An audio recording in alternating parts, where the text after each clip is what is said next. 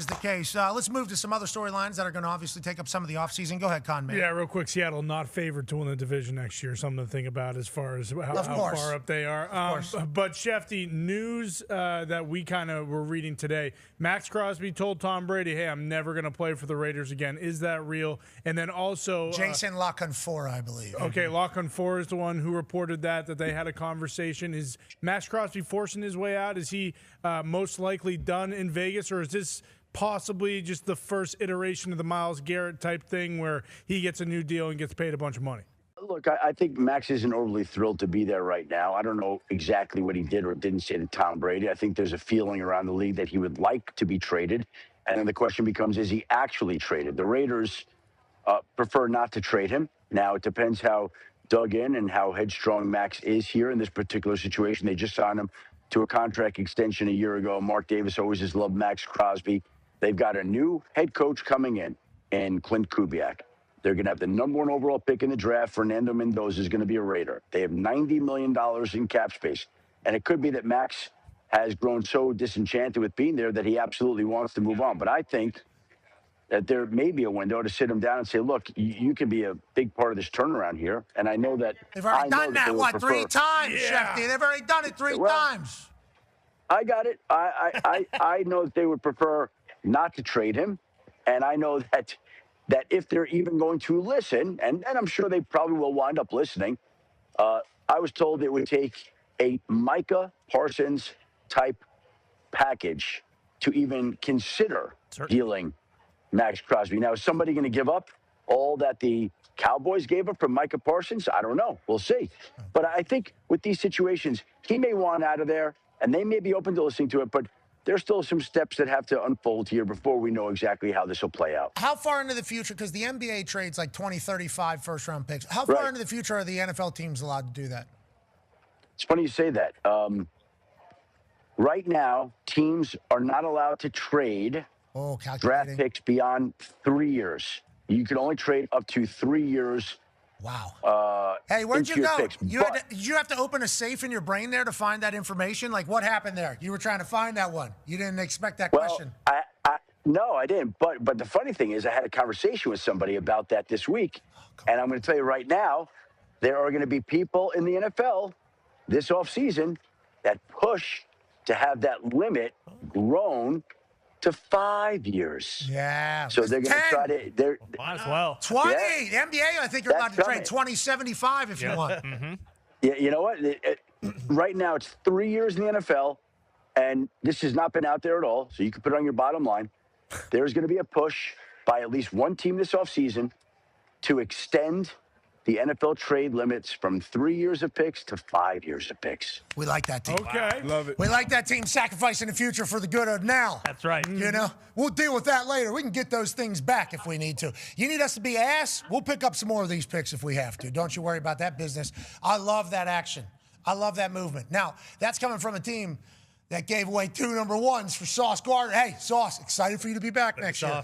Excited for you to be back next year. But I was trying to think in my head about Maxx Crosby. Okay, so we just need to give 20, 30, 12, 31. That's what we need. Just go ahead and give those. But I guess it's not allowed to do that. It might be Ballard who's pushing it. Ballard could be. Hey, you think I should be allowed not to trade all these things? It's not. What's that? It's not. I mean, he might vote. He might vote for it, you know. But teams have to vote on that. But the proposal will not come from the Colts. Well, they need to co-sign that thing because we don't got a lot in the next 3 years. We don't have anything. We don't have anything but Sauce and our team going to win a Super Bowl. And I saw Daniel Jones with Fernando Mendoza. That was cool. And it was tweeted, said, Indiana quarterbacks like, okay, so we signed him. That's great news. What's his deal worth? I'm excited. I'm very excited for that. You know, we would certainly be pumped up about that. Okay, let's move to some other storylines, shall we? Speaking of quarterbacks, go ahead, Tone. Yeah, Schefty, speaking of veteran quarterbacks, let's talk about Kirk Cousins, who is rumored to be released and then be able to be a free agent and go wherever he wants. And then Aaron Rodgers. There was also a report about Aaron Rodgers this weekend that he loved his time in Pittsburgh, and the teammates loved him. They spoke about him glowingly in the exit interviews. I heard that as well. What's the latest on Aaron Rodgers? And then also the Vikings potentially bringing in a vet to compete with JJ. Could that be Kirk? What's the latest on all that? Well, when they had the exit meetings with the Pittsburgh Steelers players, almost to a man, they all wanted Aaron Rodgers back. And the one thing that was conveyed to me was how much respect and love there was from other teammates about Aaron Rodgers and how much they wanted him back. And the idea at that point in time was to give him about a month, give him some time to think about things, process things. And in that time, they go and hire Mike McCarthy. Now, they didn't hire Mike McCarthy to bring back Aaron Rodgers, but I don't think that hurts the situation at all. If anything, it helps it. And so, obviously, Aaron Rodgers has to decide what he wants to do. But I think the Pittsburgh Steelers absolutely would love to have him back and would welcome him back. Kirk Cousins, he's expected to be released. They restructured his contract with the idea that he would be released. He'll be released before the new league year begins. I think he'd like to play, but he's going to consider all his options. That could include TV. That could include retirement, business, whatever it is that he wants to do. He'll have the option to doing it, but the Falcons will release him before the start of the new league year. So that'll be an option for him. And you bring up Minnesota. Yeah, well, Minnesota's always going to bring in a quarterback. Obviously, they have to do that anyway. The question is, who's that going to be? I asked Kirk about Minnesota last week, and I didn't get a no, but I didn't get a yes. Like, it's possible, but there's a lot of things out there that are possible with him. He's got that older couple, body gurus. Yeah, exactly. They still live up there. Yeah. Good fires. Remember, we watched quarterback with him up there in Minnesota. He seemed to really enjoy his life. Maybe he goes back and says, listen, I was never supposed to leave, but they gave me $80-some million guaranteed. Sorry about it. Have you guys been Have you guys been doing pretty good? It's like, oh, Sam Darnold, yeah, I watched that. That was crazy. He's a Super Bowl champion. Hopefully we are. There's a chance that all that happens. We shall see. Okay, and now, because we are on this Super Overreaction Monday, all eyes are on the next football season. Off-season storylines in abundance. Who is going to get to the top of Lombardi Mountain?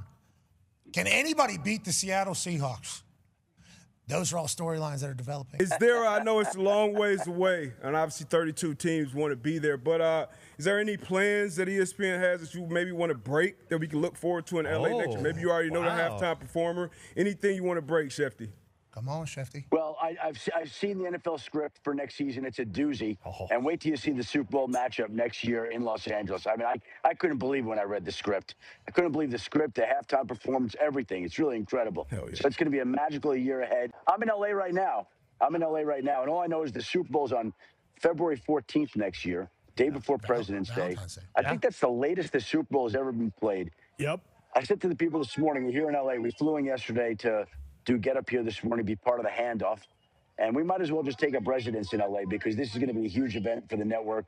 There's going to be a lot of people spending a lot of time here over the next year. A lot. Okay, it sounds good. Sounds like a blessing.